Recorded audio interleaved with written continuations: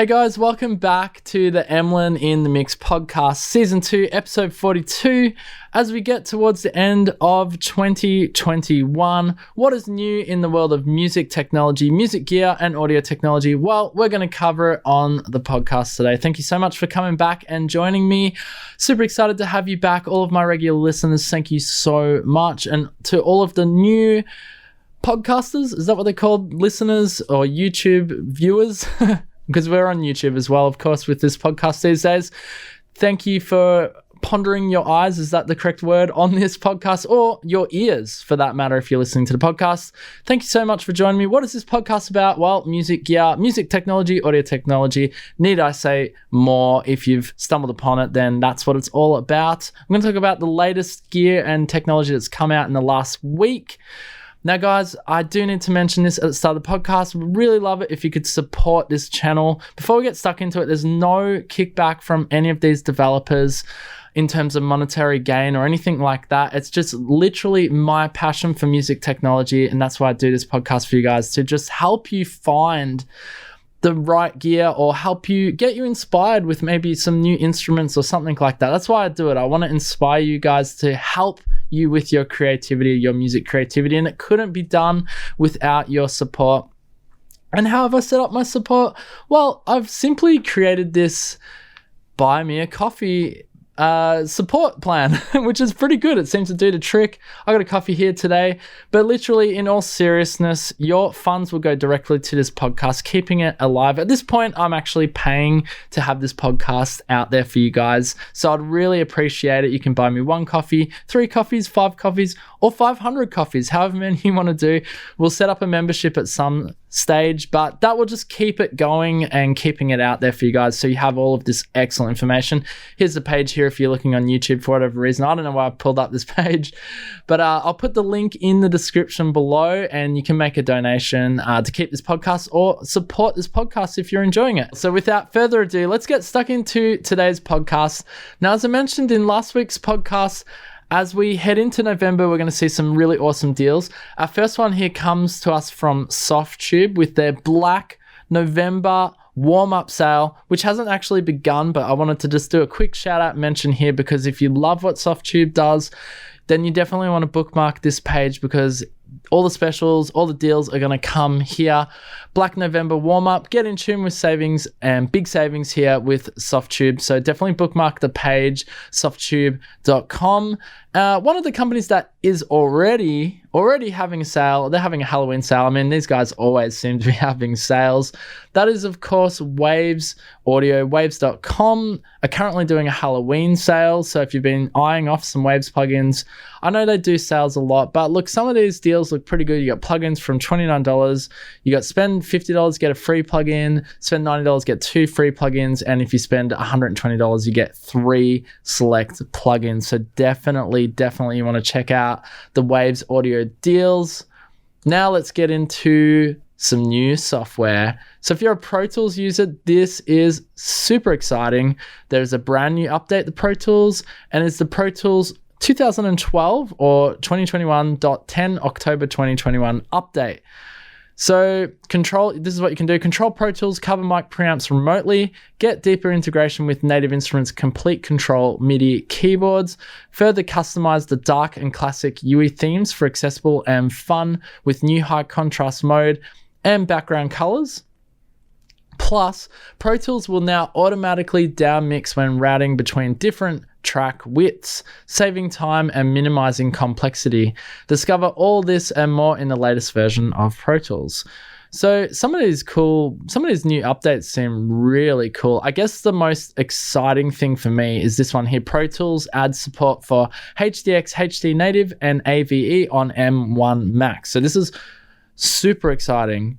And the fact that the HD Native version, which is basically what most of the home users like myself and most of the home studio people use, now supports the M1 chip on Apple. This is really cool. So with the October 2021 release, you can now run Pro Tools HDX and HD Native systems, as well as the Avid video engine on the latest Macs that use Apple's new M1 silicon processor. So that, my friends, is very exciting indeed.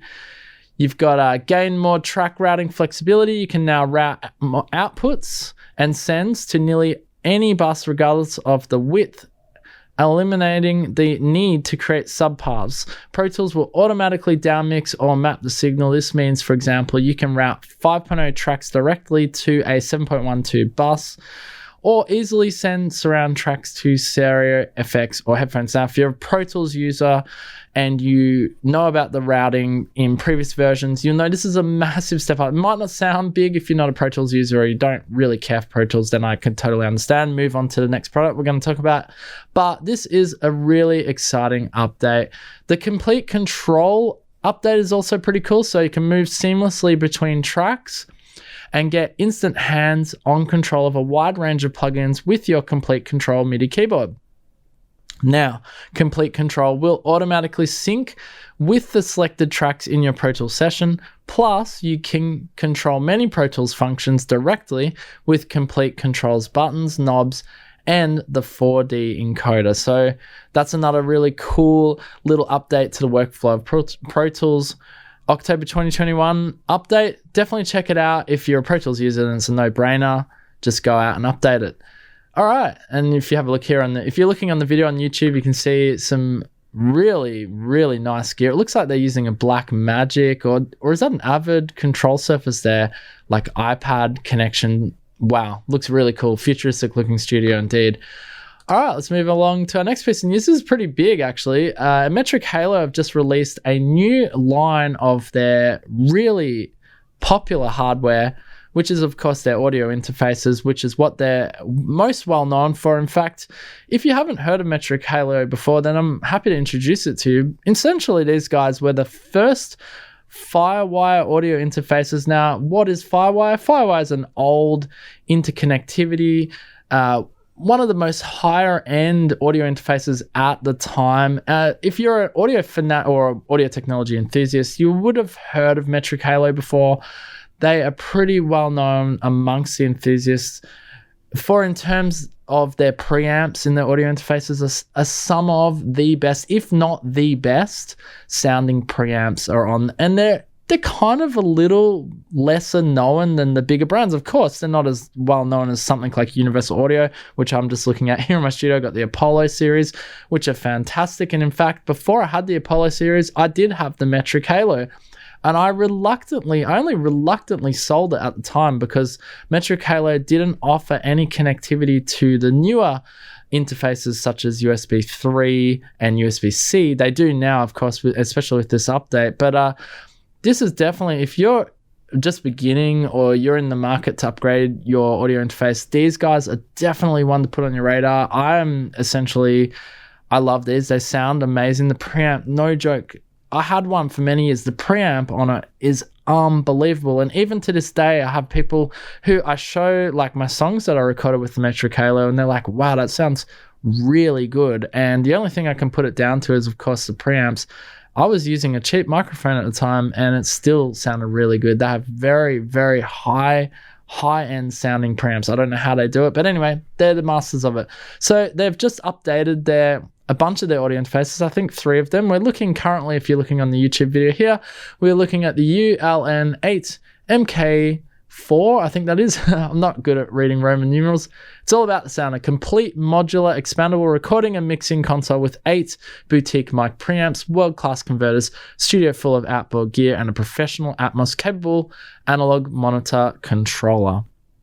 And it has that beautiful monitor on the front there with your input and output metering, which you can see. And of course, you got your master gain knob for your speakers as well. So monitoring, analog Atmos processing, mixing up to 128 channels, 64 buses, 192 kilohertz, MH-Link network audio backplane. This is interesting. The MH-Link provides an ultra low latency, ultra high bandwidth, self-configuring audio and data backplane between multiple MH units, as well as a native gigabit Ethernet interface to the computer. So that's pretty cool. Like you could daisy chain these, for example, if you had deep pockets enough to buy a few of these audio interfaces, daisy chain them around. If you had a really massive recording studio and you wanted to put, let's say you wanted one of the audio interfaces in the recording booth where you could directly plug a mic, then all you could do is run an Ethernet cable back to the other Metric Halo audio interface. This is cool. I love that. To me, that's sort of like the future of studios, having that Ethernet compatibility. I know that Universal Audio, maybe they'll do it in the future, but for example, I know that my Apollo doesn't have that capability, and that's very cool to see indeed. USB driveless class audio. So even the MK4 unit includes a USB class audio interface that allows you to connect to any USB audio host, iMac, iPhone, iPad, Android. That's amazing right there. Windows 10 Plus or Linux without having to install a driver.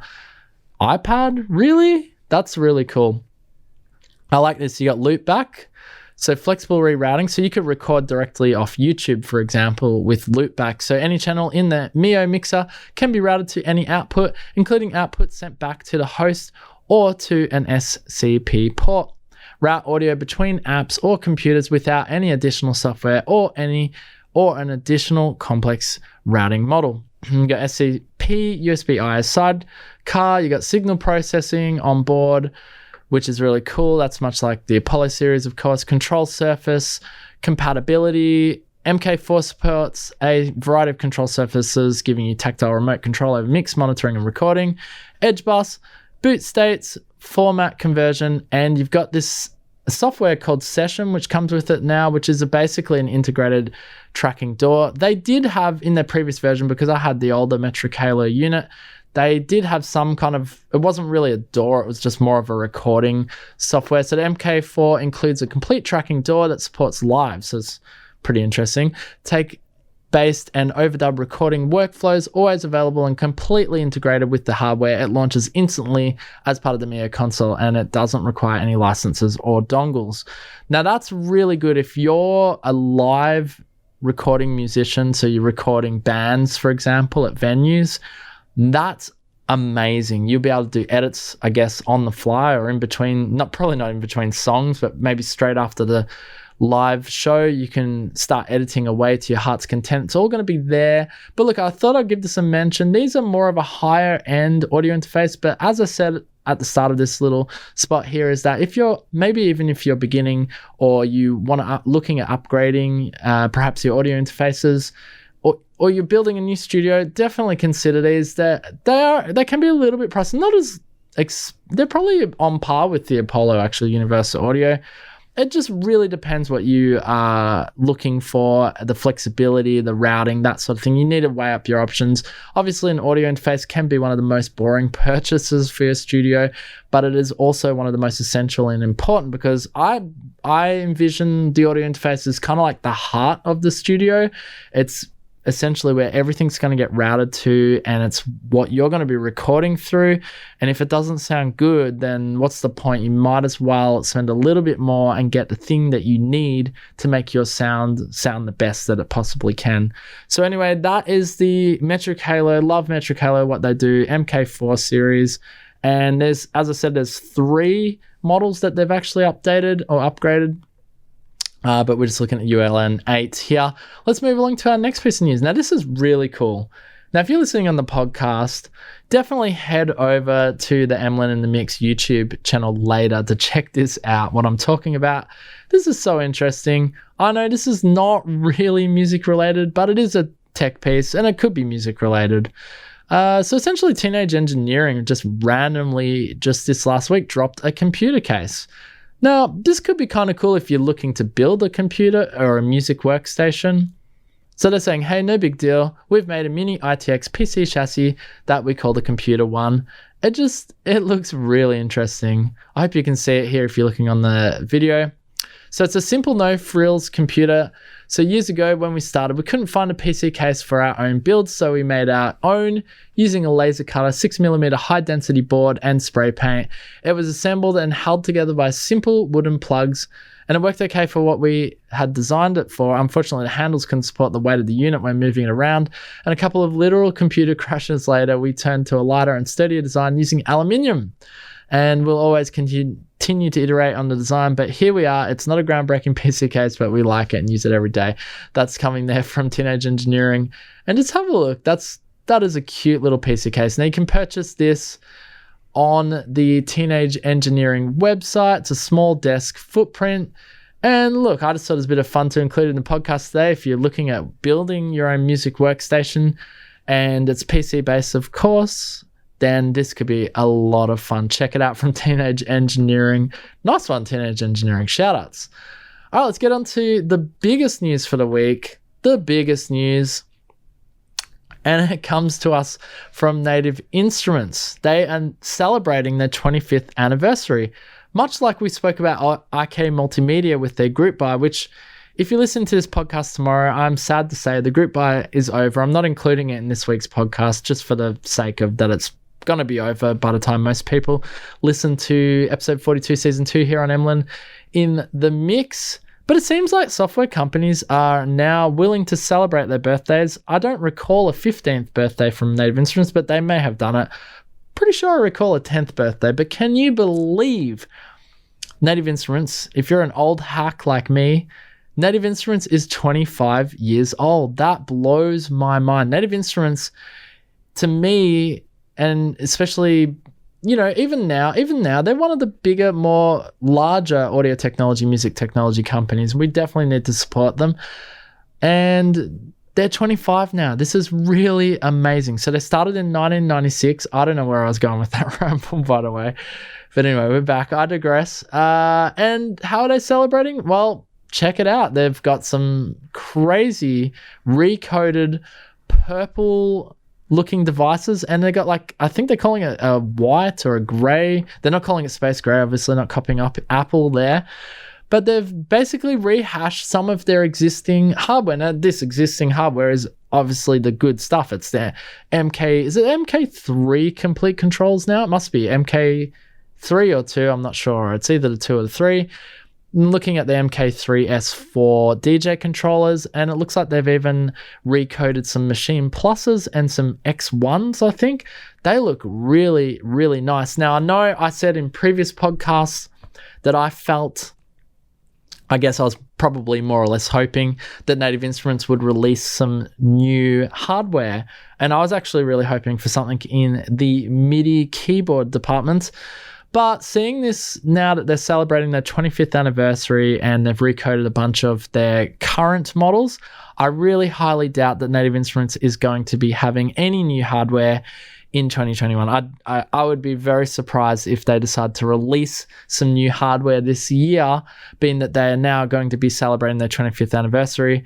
And what better way for them to move some old stock than by coloring it up and making it look pretty and celebrating it as a 25th anniversary. This is an old company hack that people use to move old stock, and good on Native Instruments. It looks cool though. It looks really cool. I wouldn't mind having something like this in my studio. I don't know if it would necessarily go with my color scheme in here, but I could make it work.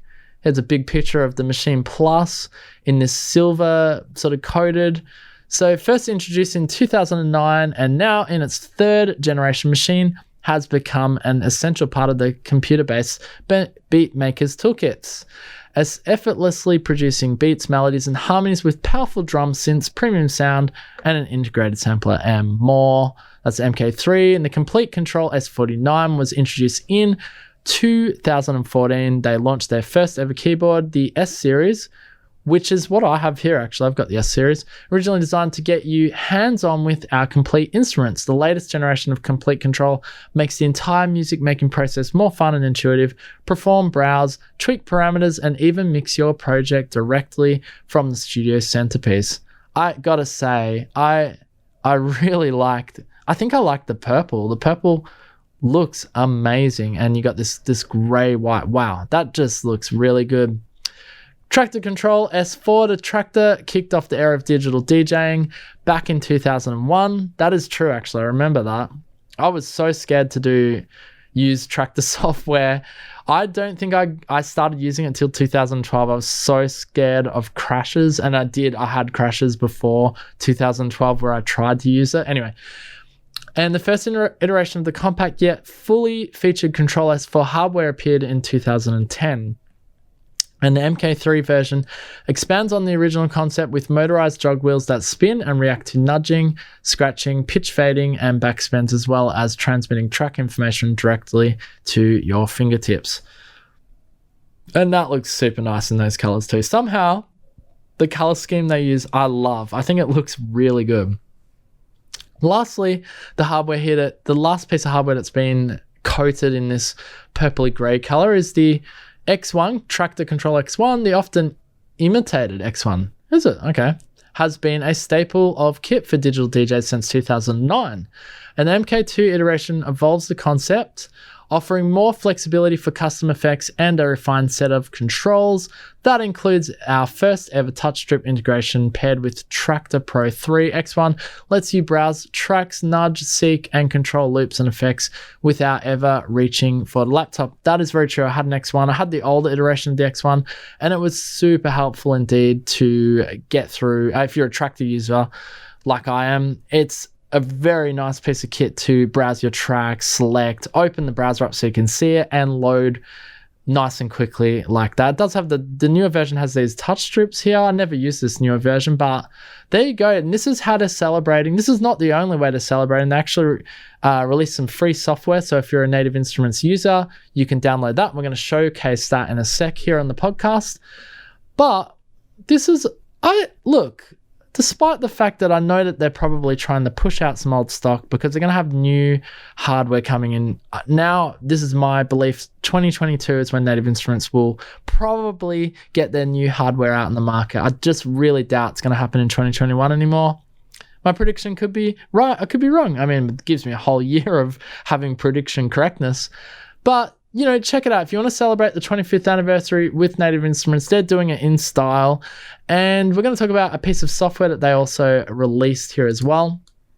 That's part of this 25th. And this is a free piece of software right now. So if you are a Native Instruments user, go out and get it right now because it's only going to be free until December 31. So you've got plenty of time if you listen to this podcast. It is called 25. And here's what Native Instruments has to say about 25. So celebrate a quarter century of future-shaping sounds. Explore and experiment with a time capsule of classic sounds from the NI Vault, from Generator to Massive X, only available until December 31. So you can pair up two sound sources, then sculpt them into something new with intuitive macro mapping and a powerful FX section. And uncover 150 brand new takes on 25 years of pads, leads, basses, and more from 37 classic instruments.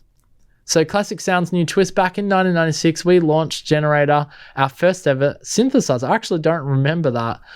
And also the precursor to Reactor. Okay, so essentially it became Reactor. Oh, actually, I have seen Generator. Yes, I do. Now I refreshed my memory. We should look that up here. Anyway, now 25 years and countless other instruments later, we've been digging through the archives to unearth a sonic time capsule of our most iconic instruments from the past quarter century. And the limited edition 25 is a powerful free instruments designed to let future generations recombine and reimagine our sonic legacy into something entirely new. As part of the Contact Play series, it comes mapped with an intuitive macro controls, powerful effects, and a built-in sequencer. Damn. So this is free, guys, and I love the concept. It's a time capsule, and you're essentially blending two different sounds from perhaps different eras, or you could be blending sounds from one same era. Anyway, I thought this was really cool. We're going to have a look at this in a moment. Just quickly before we do, though, on the Metapop website, which is also, correct me if I'm wrong, but I believe this is owned by Native Instruments, they do competitions. Now, in the past, I've been like, oh man, I've entered competitions and of course I haven't won. I don't think I've won any of these producer competitions. And it kind of put me off and I was like, I don't want to do this anymore. I don't want to enter any more competitions and then just find out that I've lost. But I want to change your minds. And this is completely free to enter, okay? These competitions. Why not do it? Have a little fun and enter the Native Instruments 25 years competition that they're doing right now. There's already a bunch of people who have entered. You've got 63 days to enter. They're doing it until December 31. But check this out. This is why I wanted to mention this on the podcast. Check out some of the prizes. So if you don't want to go out, or you're not, in a position where you can go out and purchase some of those beautiful looking Native Instruments hardware there, well, check this out. They're giving away prizes galore on this competition. And again, it's on the metapop.com website. If you haven't signed up for that, sign up. It is I'm pretty sure it's a partner with Native Instruments or it's owned by Native Instruments. Anyway, grand prize is a limited edition Native Instruments Complete Control S61 Ultraviolet. You also win the Native Instruments Machine MK3. So if you haven't got those two pieces of hardware, if you win this, you'll just get them. And a Native Instruments Complete 13 Ultimate Collector's Edition. That is an amazing prize. But even check out the runners-up. So the runners-up, you get limited edition Native Instruments Complete Control S49 in Vapor Grey. There you go. That's the word I was looking for, not Space Grey. Native Instruments Machine MK3 and the Native Instruments Complete 13 Ultimate Collector's Edition. Even third place is good. You get the limited edition Native Instruments Machine MK3 Vapor Grey, Native Instruments Complete 13 Legacy Collector's Edition. Besides not getting complete control, third place sounds unbelievable. And fourth place, they're all good. Like even down to fourth place, you're winning a Machine MK3 Vapor Grey. Look, why not have some fun? Go in with the thought of, okay, I'm just going to have fun. If I win, I win. That's the way to do this. I know in the past I was probably immature and was like, oh, I didn't win. Oh, I want to win.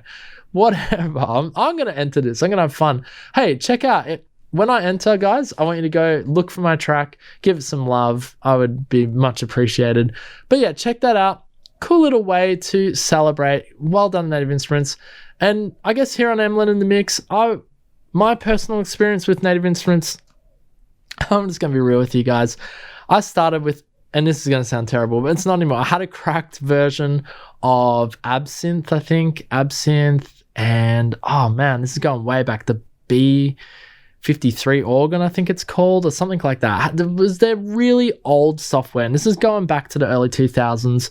They were all cracked, and I'm not proud of that, but I'm just going to mention it here on the podcast. I do not condone cracking software at all. All of my software now is, of course, purchased, but I have a bit of a love story with Native Instruments. A lot of my earlier tracks, which are absolutely crap. I mean, I didn't know what I was doing, and I used Native Instruments, and they really did shape the future of music production and audio technology. And it is kind of sad, I guess, to see that Native Instruments in the last few years didn't really do too well, with a lot of developers leaving, and they had to cut a lot of staff, and then they got purchased by a big, what was it, like a, not an economy firm, what are they called? Like an accounting firm actually ended up purchasing Native Instruments, but of course they own it. It's still run by audio enthusiasts, and it's really cool that they're still, even to this day, doing little things like supporting the Machine Jam with Machine Plus, for example. But yeah, my love story with Native Instruments goes back a bit, and I just want to say happy 25th. I love Native Instruments, everything they've done. Yes, I was a bad boy in the past. I'm admitting it here on the podcast, but those days are long gone. I did go out and I started purchasing the complete collection from probably about 2008, 2009, and I've always upgraded and I've always supported Native Instruments ever since I've been able to. Of course, I know there's people in positions where, they are probably not in a position to be able to purchase software, and it's hard for them. So this is a good way, just by entering a competition. If you're hungry and you have it in yourself and you want to win some gear, this is a good way to show your talent, get noticed. Maybe you've got the talent, you've got the track, you have a massive hit, and you can win this as well. I mean, it's happened in the past with other producers who've entered competitions. They've won. I think, was it Madian, the French producer, who ended up becoming really massive? I think he just entered a competition. He won the competition. He got notoriety. He got signed to a label. I think part of that competition was getting signed to a label or something like that. Anyway, guys, check this out. Metapop, check out, and happy birthday to Native Instruments. Let's quickly go over. We're not going to play on this for too long because I actually am freezing right now. It's really cold for some reason. I've turned the heater off so it doesn't get into the podcast, but check this out. I've got the 25 plugin, I guess you could call it. It's part of the contact player here. It's loaded on my screen. Let's just have a quick listen. I'm in the basses at the moment. I'll just pull out my keyboard here so I can see it.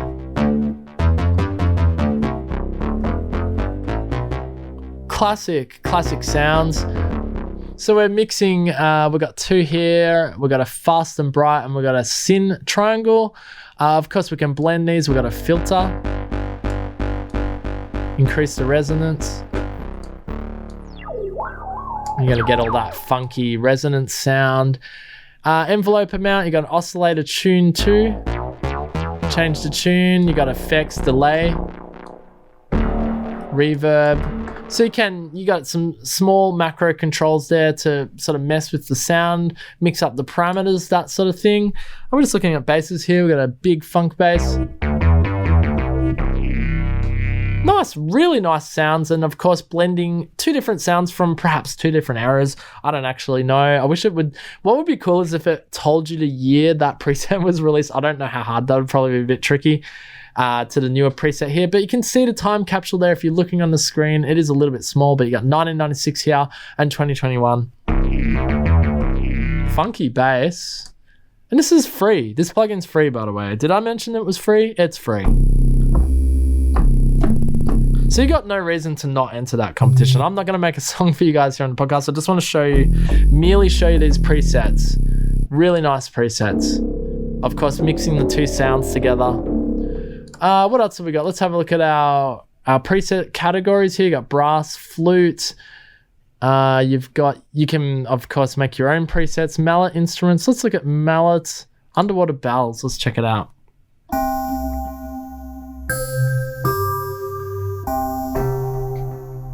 Pretty cool. Let's go back to our categories here. Let's look at synth leads. I know you guys love synth leads.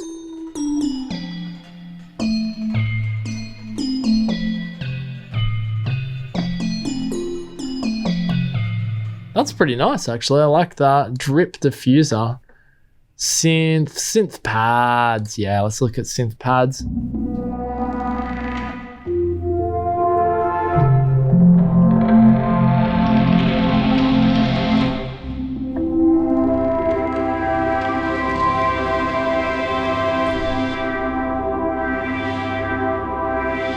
Beautiful. Let's look at one more pad here. Synth pads. Let's grab one. Static time.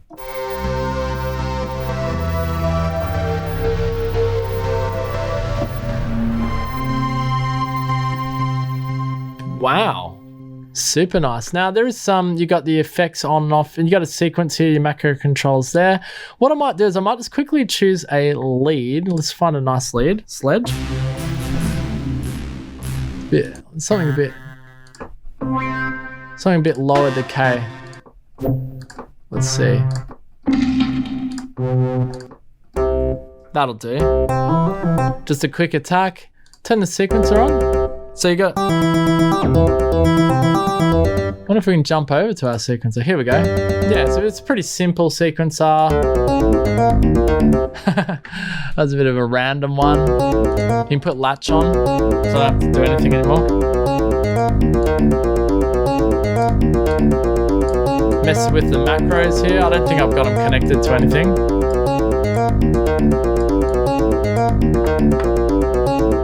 Anyway, you get the idea. Re-trigger. Sequences there. That's pretty cool. Turn that on and off. Your macro controls are here. And you can alter them, how they, sort of get affected, that sort of thing. Look, it's a simple plugin, but it has everything you need. Effects chain here as well. Oh, you can mess more with your sound here. Okay, I didn't know that. So if we press sound here, we get onto the back end of that time capsule. You got your layers. Let's go to a different preset here. So yeah, you can mess with your layer. Like this is layer A. So the other sound is staying the same. Change the tune. I don't know why you want to do that. Put a bit of redo on it. Redo, is that how I say that? I'm pretty sure we don't pronounce, or reduce, sorry. And you can, change bit crush it a bit. That was really cool. Where about there? Oh, this is a lot of fun. Like just with what you got here is actually quite a lot for a free plugin. I mean, come on.